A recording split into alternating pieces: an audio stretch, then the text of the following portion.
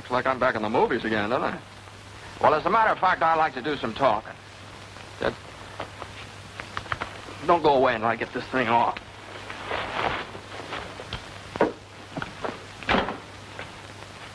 Now, it isn't as if it was a chore for me to talk to you because I want to speak on my favorite subject, the Army Air Forces.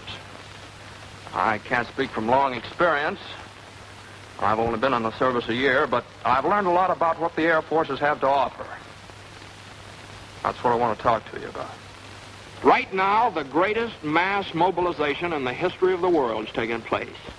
Men from cities, towns, farms, married men and single men, brothers, sweethearts, husbands, fathers and sons, businessmen and workers from the factories, and students from colleges and high schools all over America. They're mobilizing, joining up, or having their numbers pulled out of a fishbowl. And this war we're fighting today and tomorrow and the next day until we win is a war of the air. The whole world knows that. Our factories know that. So, interceptors, pursuit ships, light bombers, medium bombers, and flying fortresses are rolling out of those factories. 65,000 fighting planes this year. 100,000 fighting planes next year. And to keep them flying, 2 million men. Now that's where you come in. The Army Air Forces need 15,000 captains, 40,000 lieutenants, 35,000 flying sergeants. Well, how about it? Well, let's talk it over. Now, make no mistake about this thing, fellas. We're all going to be in this war soon, sooner than a lot of you realize. And nearly all the officers of this great Army Air Force that they're building today are going to be drawn from the ranks of you men, from high schools and colleges, those who join as aviation cadets now. Well, now, before I go any further, are there any questions? Yes, sir, I've got a question. Okay, shoot. Well, I'd like to join up, but I've got about a year of college left, and I'd kind of like to get that diploma. Well, why not? The Air Forces want you to get your diploma. Fellas like yourself, either in high school or college, can enroll in the Air Force Reserve. Continue with your studies, and at the end of the term, or when you get your diploma, you'll be taken in as a regular cadet, if you pledge now. Well, thanks. Okay, don't mention it. Hey, I'd like to make the Air Force, but I'm no brainstorm. My grades aren't exactly what they should be. I hear it's tough to get in. Not anymore, it isn't. And that blocked letter you're sporting, that tells me a lot. Basketball, football, baseball, or some activity where coordination, control, and the ability to work together with the rest of the team, that's important. The same in the Air Force. They're one big team, and they need men who can pull together and play the game. So, you and your teammates should be a cinch in this, the biggest all-American team we've ever had. Now, here's a fellow who works in a filling station. He looks as though he's got something special on his mind. Say, how about it, fella? You know, I've been interested in the Air Forces for quite a while. But I'm 26 years old and got a wife, and haven't had a chance for too much education. What about me? Well, from where I'm standing, you look like you're ready to sprout wings any minute. Wait a minute. You see, formal education is no longer a basis for determining a man's intelligence in the Air Forces. And married or not, you'll receive $75 each month while training, and board and lodging, and all the necessary uniforms and equipment. And you have as much chance as the next fellow of becoming one of those 15,000 captains and 40,000 lieutenants or 35,000 flying sergeants I was telling you about. Yeah? Say, that sounds great. I think I'll go and phone my wife. I'd like to get something straight in my mind. I'm one of those high school students you've been talking about, but I'm not old enough. I wasn't planning on going to college, so... Well, where does that leave me as far as the Air Force is concerned? Fella, you sound like the forgotten man. But if you're close to 18 and you're over 5 feet in altitude, you can be one of us just as quickly as anybody else. Okay. Just make out that application for the Air Force Reserve. Now, your physical examination. Well, that's not going to be so tough. If you're an average guy and normally healthy, you'll make the grade, all right? So one day you say goodbye to Mother and Dad. Pretty proud and happy, too. Especially Dad. His suspenders are about to bust. Yeah, you say goodbye to Sister Jane, and maybe Aunt Minnie.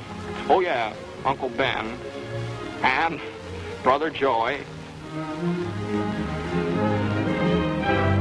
Those first few steps down the walk are the beginning of a great adventure.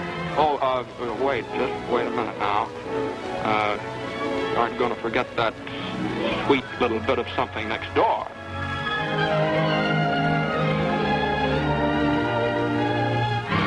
And you're on the train with a lot of other fellas. Probably many from your own school or neighborhood. Oh, yeah, I forgot to say, Uncle Sam bought your ticket. And your destination reads any one of a number of reception centers, maybe in California, maybe down in Texas. It's here that lasting friendships are made because you and your teammates are aiming for the same goal. That big, beautiful, wonderful V that spells victory. And now it begins. Now, here's a sort of a composite picture of what happens to you in the first few weeks of your aviation cadet training. You find your room, meet your roommate, get a haircut, Army style, and try on a new pair of shoes and a new uniform that really fits. Then, time to eat. Those chops are on the fire. Eat with a few hundred other guys just as hungry as you are. In ground school, officers with years of experience patiently explain what makes them fly. And then one day, when class is over, you get all rigged out in what the well-dressed birdman will wear. You feel like quite a guy as you meet your flying instructor.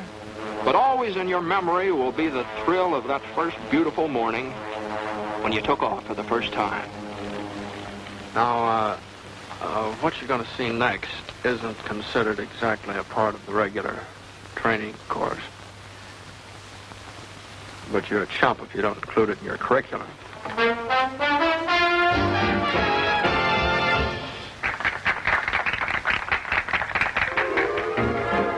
And you find out the effect those shiny little wings have on a gal.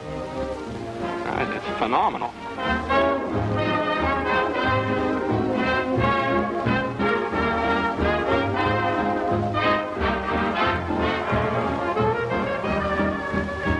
And now, mister, take the air. And he did.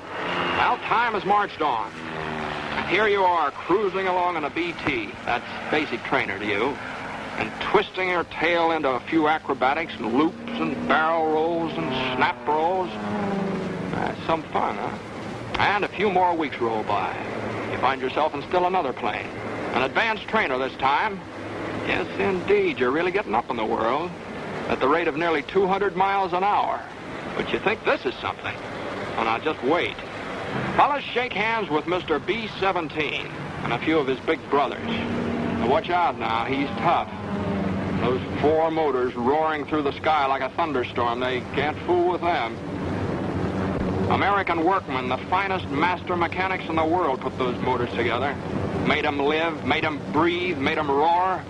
Yes, sir, a whole army of workmen, designers, engineers, just plain guys who wanted to do something for their country. They put that B-17 together. A few thousand of these babies will win this war for us. And a few thousand guys like you in there flying. And remember, we said something about a team. Well, 9 men are inside that plane, each with an important job to do. So let's go and take a look around. Let's meet the team. Yes, sir, 9 fellas like yourself working together, as closely coordinated as a precision watch.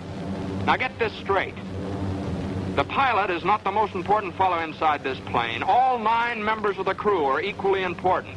For example, the pilot and the co-pilot can take the plane off the ground and set it back down again, but where would they be without the navigator? Now meet him. He's the gentleman sitting right there with his pencils and calculators. He's responsible for getting the giant bomber to its destination and back again. Now, you might like his job.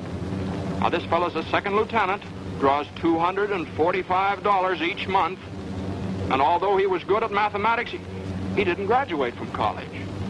But he learned that the Air Forces could use his talents, and now he's a necessary part of the team. And now let's go up into the nose of Mr. B-17 and meet somebody who has an important job in that department. This is the bombardier, the boy who doesn't miss. You see, flying the plane is wasted motion unless this lad hits the target on the noggin. The finest pilots in the Air Force would be behind the 8-ball if the bombardier couldn't hit straight. And he's a full-fledged commissioned officer, too, wears his wings, draws the same pay as the pilot or the co-pilot. Now, back in the main body of the plane, we've got some more important positions. This fella is the #1 engineer. He keeps the motors turning and the thousands of working parts all through the bomber inspected and in repair. And then comes the radio operator, who keeps the bomber in constant communication with its home base, and the photographer who keeps a photographic record of what takes place on the earth below while the bomber's on its mission. He's sort of an official scorekeeper, checking up for future reference. Now, the remaining members of the flight crew are #2 engineer and #2 radio man. So you see, being in the Air Forces isn't all piloting, or all navigating, or all bombardiering. It's teamwork. And each member of the team is just as important as the next one. Now listen, it takes 38 men on the ground to keep this bomber in the air. So let's go downstairs and meet the ground force. Jobs? Why, there's one to fit every kind of fellow who wants to play on this all-American team. Meet the armament officer. Now, he's in charge of 12 bombers, more or less like the one we just looked over. It's his job to see that the bombs are loaded and the machine guns, and a general all-around checkup. See that bar on his shoulders? He ranks just the same as the pilot or the co-pilot or the navigator or the bombardier. And to get this fellow's commission, a little engineering or physics in college would be a great help. Flight plane will power after departure. And there's a fellow whose job takes a back seat to nobody, the communications officer. Those bombing and fighting planes up there, they depend on his work. He's part of the team. And how does a fellow get a sign like that on his door?